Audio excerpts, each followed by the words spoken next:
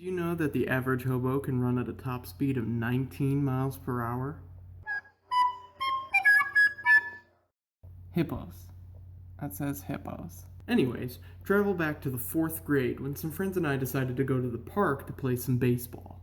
Already this story is strange considering it took a miracle to get my rotund self away from the PlayStation for more than 10 minutes. I was just too hardcore a gamer. But I went along with it anyway, and admittedly we had a pretty good time. But near the baseball field where we were scampering was a mangy old forest in this thick field with grass and bushes. Perfect roaming ground for ticks and all those little creatures that I love so much. However, my wits were not about me that day, and my friends and I thought it would be a great idea to go into the forest and see if we could find the hobo that supposedly lived there.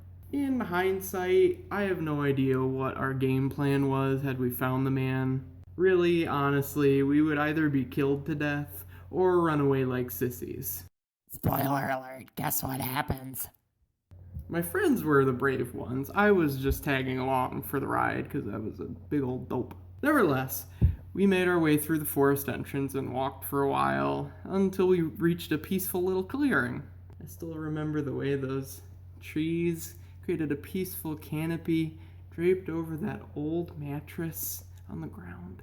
The way the sun glinted off those beer bottles. The way the wind carried the smell of old food scattered around the site. Truly a welcoming place for a bunch of 10-year-olds. But we marched onward, carving out a path in search of the rumored hobo. We stopped in front of the large field, and we heard some rustling. What came next was truly blood-curdling. It was... It was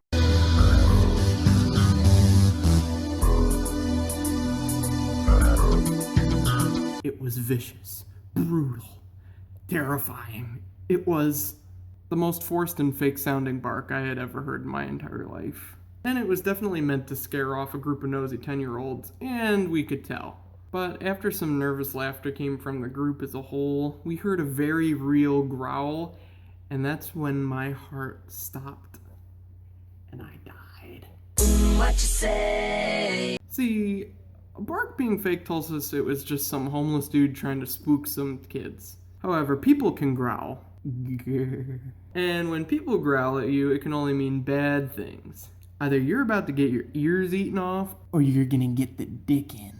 Even at 10 years old, I knew the value of hearing and my butthole, so I didn't hesitate when it came time to running away like little babies. Terror fresh in our hearts, we escaped the mystery hobo and met each other at the forest entrance where we began. Breathing heavily, we all agreed that it had been scary, truly a traumatic experience. But we took it one step further and promised each other we would never tell anybody about it ever again. Oops. In the end, what you can take away from this story is that even being eaten alive and then bent over by a werewolf hobo is more entertaining than baseball.